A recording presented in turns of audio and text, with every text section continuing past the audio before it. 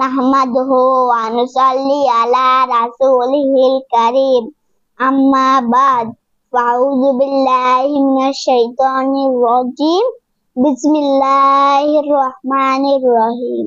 সম্মানিত দর্শক শ্রোতা, দেশে বিদেশে যে যেখান থেকে দেখছেন সবাইকে সালাম ও শুভেচ্ছা। আসসালামু আলাইকুম ওয়া রাহমাতুল্লাহি ওয়া বারাকাতুহু। আজকের আলোচনার বিষয়বস্তু হলো সুদ।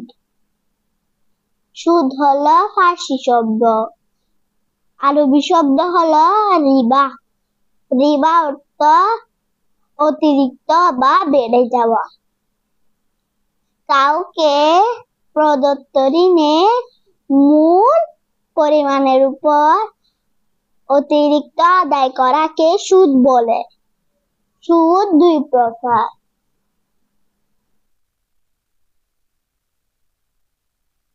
এক নাম্বার হচ্ছে রিবা আল নাসিয়া, দুই নাম্বার হচ্ছে রিবা আল ফালাদ।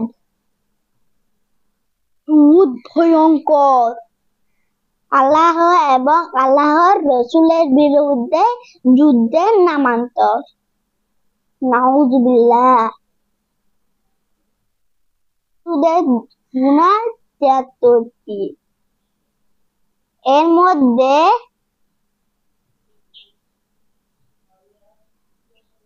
সর্বনিম্ন হচ্ছে ব্যক্তি তার নিজের মাকে বিয়ে করা।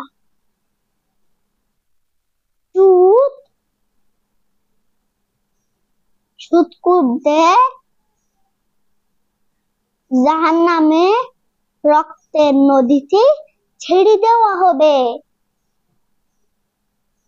এই গরম টকবকে পানিতে ওরা সাঁতার কেটে যখন পাড়ে আসার চেষ্টা করবে, ফেরেশতারা তাদেরকে পাথর মারবে।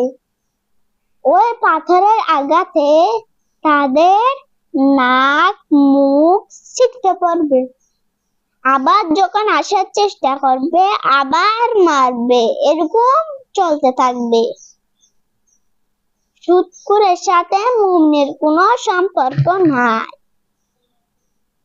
সুদখোর কিয়ামতের দিন পাগলের মতো উঠবে, মাতালের মতো উঠবে।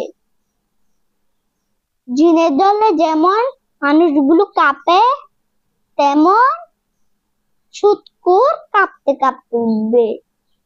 সূরা আল ইমরানের ১৩০ নম্বর আয়াতে আল্লাহ তাআলা বলেন, ইয়া আইয়ুহাল্লাযীনা আমানু লা তাকুলুর রিবা আতআফাম মুদাআফাতান ওয়াত্তাকুল্লাহা লাআল্লাকুম তুফলিহুন। বাংলা অনুবাদ। হে মুমিনগণ, তোমরা সুদ খেও না বেশি বেশি, এবং আল্লাহকে ভয় করো, যাহাতে তোমরা সফলকাম হইতে পারো। English translation. Allah said, O believers, do not take too much interest and fear Allah, so that you may be successful. Nabi Karim সাল্লাল্লাহু আলাইহি ওয়াসাল্লাম বলেছেন, স্বর্ণের বিনিময়ে স্বর্ণ, রূপার বিনিময়ে রূপা, গমের বিনিময়ে গম, জবের বিনিময়ে জব, খেজুরের বিনিময়ে খেজুর, লবণের বিনিময়ে লবণ, সমান সমান লেনদেন করা। এটা অনুমোদন দিয়েছেন। যদি কেউ বেশি করে তা হবে সুদ। এটা নবী করিম সাল্লাল্লাহু আলাইহি ওয়াসাল্লাম নিষেধ করেছেন। নবী করিম সাল্লাল্লাহু আলাইহি ওয়াসাল্লাম বলেছেন, এক দেরহাম যে ব্যক্তি সুদ খেয়েছে সে যেন 36 বার জেনা হয়েছে। নবী করিম সাল্লাল্লাহু আলাইহি ওয়াসাল্লাম 4 শ্রেণীর মানুষকে অভিশাপ দিয়েছে। প্রথম শ্রেণী যে সুদ খায়, দ্বিতীয় শ্রেণী যে সুদ দেয়, তৃতীয় শ্রেণী যে সুদে সাক্ষী থাকে, চতুর্থ শ্রেণী যে সুদে হিসাব লিখে রাখে।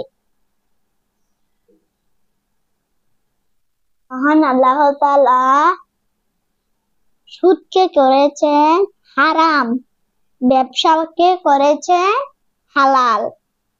হে আল্লাহ, আপনি আমাদেরকে সুদের হাত থেকে রক্ষা করুন। আমিন।